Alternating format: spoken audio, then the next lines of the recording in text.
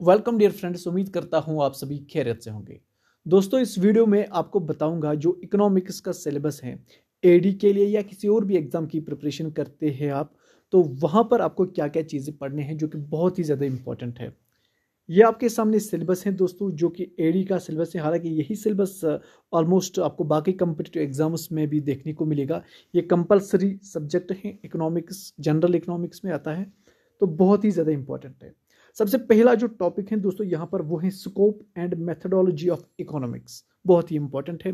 ये काफ़ी वास्ट है, इतना छोटा टॉपिक नहीं है, बहुत ही बड़ा टॉपिक है। ये मैं दिखाऊंगा आपको कि इसमें क्या क्या चीज़ें आपको पढ़ने हैं। उसके बाद जो दूसरा टॉपिक है वो बहुत ही बड़ा है, बहुत ही लेंथी है, वो है थ्योरी ऑफ कंज्यूमर डिमांड, या जिसे थ्योरी ऑफ कंज्यूमर बिहेवियर भी कह सकते हैं हम। ये भी काफ़ी बड़ा है। यहाँ पर आप देख सकते हैं, इस लगता तो छोटा है, लेकिन मैं आपको बताऊंगा कि इसमें क्या क्या चीज़ें सबसे इंपॉर्टेंट जो कि आपको पढ़ने हैं, जिनका कंसेप्ट आपको क्लियर होना चाहिए। तो चलिए, सबसे पहले ये जो पहला टॉपिक है scope and methodology of economics, इसमें देखते हैं कि क्या क्या चीज़ें आते हैं, क्या क्या चीज़ें और कहाँ कहाँ से आपको मिलेगा। ये रहा दोस्तों पहला topic, the scope and methodology of economics. Okay दोस्तों, ये पहला टॉपिक है। यहाँ पर ये बेसिक है, यानी कि जो इंट्रोडक्टरी पार्ट होती है इकोनॉमिक्स की, ये मान लो कि वही है। इसमें सबसे पहले जो आते हैं ना, वो स्कैरसिटी एंड चॉइस डेफिनेशंस होती है। यानी कि जहाँ पर स्कैरसिटी ऑफ रिसोर्स होते हैं, वहाँ पर इकोनॉमिक्स का कंसेप्ट शुरू होता है। यानी कि यहाँ पर वजूद आपको ढूंढना है कि इकोनॉमिक्स का माने क्या है। स्कैरसिटी और चॉइस वाली डेफिनेशंस होती हैं, काफ़ी इंपॉर्टेंट है जब आप इकोनॉमिक्स की शुरुआत करेंगे, यानी कि पढ़ना शुरू करेंगे।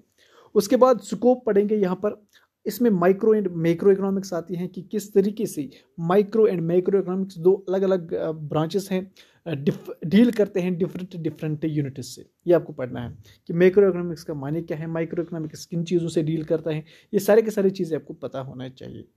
उसके बाद the uses of mathematical concept graphs, ये आपको पता है, ये ज़्यादा ज़रूरत नहीं है, ये आप खुद ही सीखोगे जब आप इकोनॉमिक्स पढ़ोगे।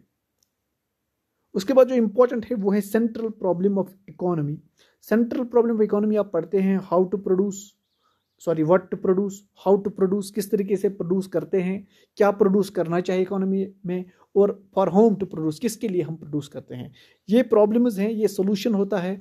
तो किसके लिए प्रोड्यूस करते हैं, जब रिसोर्स स्कैर्स हैं, हमारे पास रिसोर्स नहीं होते हैं, वो आप आगे सीखोगे कि क्या क्या चीज़ें हैं, किस तरीके की प्रॉब्लम रहती है इकोनॉमी में। तो ये भी आपको पढ़ना है। उसके बाद तीसरा कंसेप्ट है मार्केट इकोनॉमी में रोल ऑफ प्राइस मैकेनिज्म पढ़ना है आपको। ये भी इंपॉर्टेंट है, ये भी आपको पढ़ना है। अब ये आपको कहाँ से मिलेगा, ये मैं रिकमेंड करूँगा आपको। एच एल आहूजा की बुक है, तो बहुत ही इंपॉर्टेंट है। वहाँ ये सब कुछ काफ़ी डिटेल्ड दिया गया है, बहुत ही इंपॉर्टेंट है। उसके बाद दूसरा जो टॉपिक है दोस्तों, वो बहुत ही ज़्यादा इंपॉर्टेंट है, वो है ये वाला topic, theory of consumer demand. दूसरा टॉपिक है आपके सिलेबस में, थ्योरी ऑफ कंज्यूमर डिमांड। अब इसमें क्या पढ़ना है, सबसे पहला जो पढ़ना है आपको वो है डिमांड, यानी कि कंसेप्ट ऑफ डिमांड। डिमांड किस चीज को कहते हैं, तो डिमांड आपको पढ़ना है, कंसेप्ट इसका। ओके, उसके बाद यहां पर आपको पढ़ने हैं दूसरा topic, determinants of demand. Determinants of demand, ये भी इंपॉर्टेंट है, बहुत ही बड़ा टॉपिक है, इसको भी आपको कवर करना है। उसके बाद तीसरे नंबर पे आते हैं function, demand function. Demand function, demand function आपको पढ़ना है, बहुत ही इंपॉर्टेंट है। उसके बाद डिमांड फंक्शन में तीन इंपॉर्टेंट चीज़ें हैं, ये आप अलग भी पढ़ सकते हैं उनको, या फिर इसमें भी पढ़ सकते हैं, कोई इशू नहीं, पढ़ाने के बहुत सारे तरीके हैं। तो यहाँ पर आपको तीन चीज़ें पढ़नी है, वो है relationship between price and demand. एक तो ये कंसेप्ट पढ़ना है। दूसरा, relationship between price and income, यहाँ पर इनकम है, income and quantity demanded. Income और डिमांड में क्या फ़र्क, क्या रिलेशन है, जब इनकम बढ़ जाती है तो डिमांड पे क्या इम्पैक्ट पड़ेगा। उसके बाद तीसरी जो इंपॉर्टेंट रिलेशन पढ़नी है आपको, वो है demand quantity demanded for a product and it is relation with other commodity, related commodities. तीन चीज़ें हैं, ये बहुत ही इंपॉर्टेंट है। क्या पढ़ना है डिमांड में? सबसे पहले डिमांड का कंसेप्ट पढ़ना है आपको, डिमांड किस चीज़ को कहते हैं, डिमांड इकोनॉमिक्स में किसको कहते हैं। उसके बाद determinants of demand, total 4-5 determinants है, वो आपको पता होने चाहिए। जैसे प्राइस ऑफ ए कमोडिटी है, इनकम ऑफ अ कंज्यूमर है, प्राइस ऑफ रिलेटेड गुड्स है, कंज्यूमर प्रेफरेंस एंड टेस्ट हैं, ये है डिटर्मिनेंट्स ऑफ डिमांड। उसके बाद आपको डिमांड फंक्शन पढ़नी है, बहुत ही इंपॉर्टेंट है। उसके बाद डिमांड फंक्शन में ही आता है relation of demand with price, price और डिमांड की क्या रिलेशन है, इनवर्स रिलेशन है, कब इनवर्स रिलेशन होती है, कौन से जो है एक्सेप्शंस है वो आपको पढ़नी है। उसके बाद इनकम एंड डिमांड की क्या रिलेशन है। उसके बाद प्राइस ऑफ रिलेटेड गुड्स, जिसमें सबस्टिट्यूट, इसमें आपको पढ़ना है जो रिलेटेड गुड वाला है, इसमें आपको सबस्टिट्यूट्स पढ़ने हैं।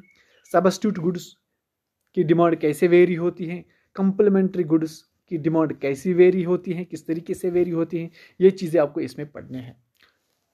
ये सब पढ़ने के बाद एक और कंसेप्ट आता है, बहुत ही इंपॉर्टेंट छोटा सा कंसेप्ट है, kinds of demand. Kinds of demand, demand के टोटल कितने टाइप्स हैं, उसमें बहुत सारे डायरेक्ट डिमांड होती है, इनडायरेक्ट डिमांड होती है, बहुत सारे टाइप्स हैं। इसी के बाद जॉइंट डिमांड होती है, कंपोजिट डिमांड, ये छोटे छोटे कंसेप्ट्स हैं, आप खुद भी पढ़ सकते हैं। इसके लिए मैं रिकमेंड करूंगा ये जो छोटे छोटे कंसेप्ट्स हैं, एक तो अगर आपके पास वो बुक नहीं मिलती है जो मैंने आपको रिकमेंड की थी इससे पहले वीडियो में, वो आपको नहीं मिलती है ऑनलाइन, तो इसलिए मैं रिकमेंड करूंगा एच.एल. आहूजा की बुक अगर आपके पास है तो बहुत ही बढ़िया है, वहाँ पर आप ये कंसेप्ट क्लियर कर सकते हैं।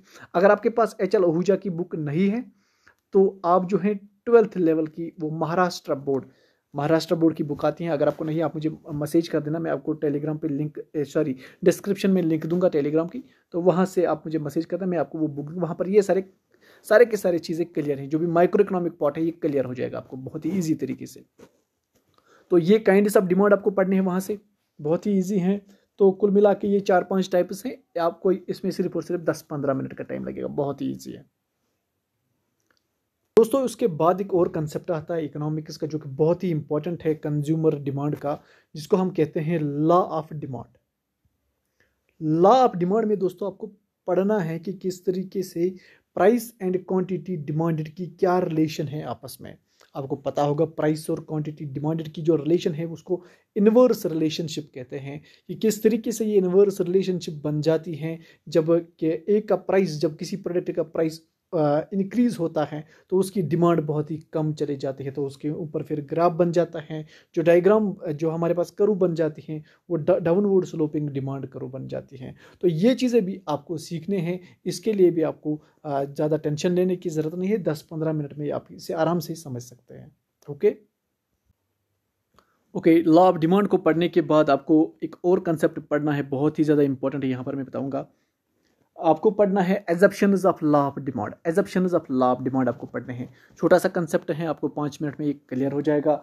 उसके बाद लॉ ऑफ एजप्शंस पढ़ने के बाद आपको पढ़ना है डिमांड शेड्यूल। डिमांड शेड्यूल पढ़ना है कि डिमांड जो शेड्यूल किस तरीके से बनता है। उसके बाद डिमांड कर्व पढ़नी है आपको, डिमांड कर्व किस तरीके से बनती है, ये तो आप सीख लोगे, इसको ज़्यादा टाइम नहीं लगेगा आपको। उसके बाद ये डिमांड पढ़ने के बाद आपके पास एक और कंसेप्ट आएगा जो कि है reasons behind downward sloping of demand करो। डाउनवर्ड स्लोपिंग डिमांड, क्योंकि डिमांड करो आपको पता होगा ये डाउनवर्ड स्लोपिंग होती है। अब ये क्यों डाउनवर्ड स्लोपिंग होती है, हमेशा वो रीजंस पढ़ने हैं, वो 5-6 रीजंस है तो वो आपको पढ़ने हैं, जिसमें आपको law of diminishing margin utility का कंसेप्ट आएगा। इस तरीके से आपको सबस्टिट्यूशन इफेक्ट आएगा, वो आपको सीखना है, बहुत ही इंपॉर्टेंट है। तो ये रीजंस भी आपको पता होना चाहिए, reasons behind downward sloping of demand करूँ, ये भी आपको पढ़ना है इस कंसेप्ट में। कौन सा concept? Theory of consumer demand. ये मैं सिर्फ और सिर्फ थ्योरी ऑफ कंज्यूमर डिमांड की बात कर रहा हूँ कि आपको क्या पढ़ना है इसमें।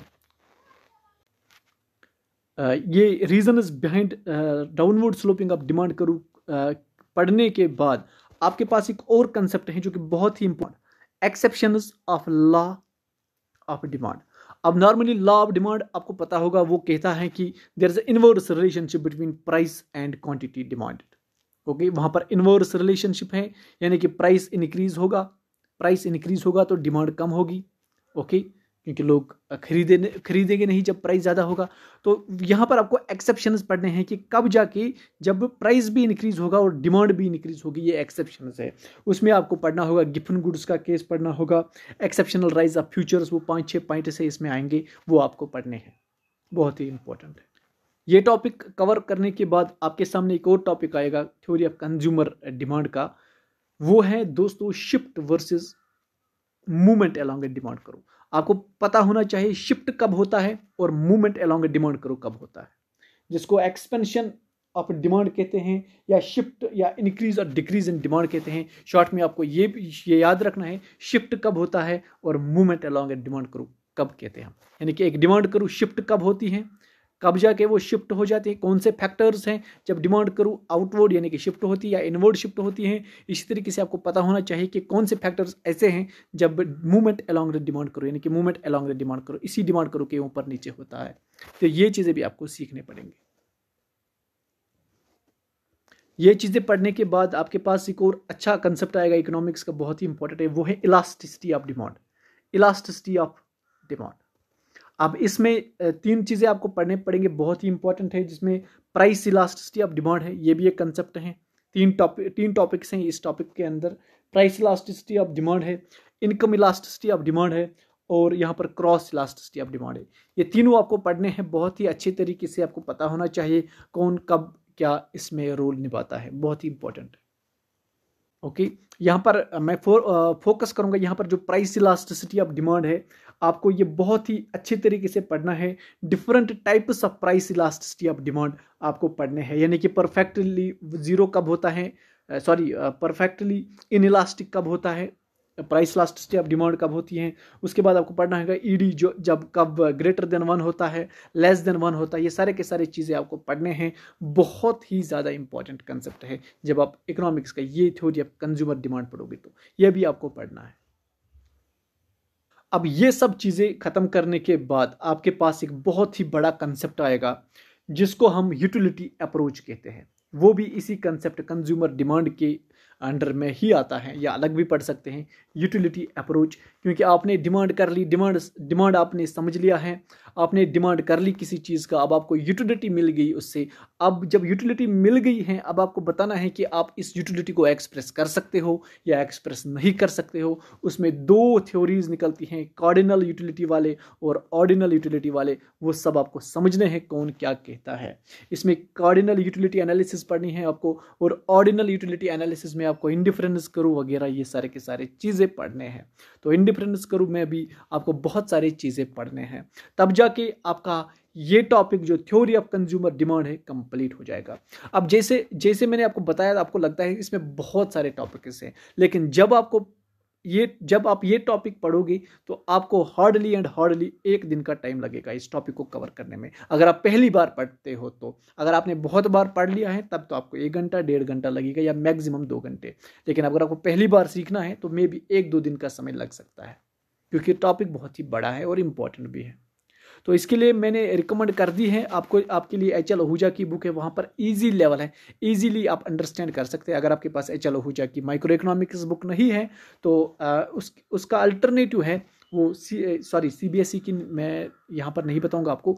एनसीईआरटी पे थोड़ा सा लेंथी है, बहुत ही ज़्यादा, लेकिन यहाँ पर मैं महाराष्ट्र बोर्ड की बुक है, नहीं है आपके पास तो मुझे मैसेज कर देना, मैं सेंड कर दूंगा। महाराष्ट्र बोर्ड की बुक है, वहाँ पर जितना भी मैंने बताया, जितने भी टॉपिक्स मैंने बताया, काफ़ी अच्छे और ईजी लैंग्वेज में एक्सप्लेन किए गए हैं, तो आप वो ईजिली पढ़ सकते हैं। उसके बाद मैं आपको बताऊँगा कि नेक्स्ट टॉपिक किस तरीके से पढ़ना है, या मैं आपको पढ़ाऊँगा भी आहिस्ता आहिस्ता करके। ये सारे के सारे टॉपिक्स स्लोली हम कवर करेंगे। ओके, अभी बहुत टाइम है, एक एक टॉपिक को अच्छे से पढ़ेंगे और बहुत ही डिटेल्ड एनालिसिस करेंगे इसके ऊपर।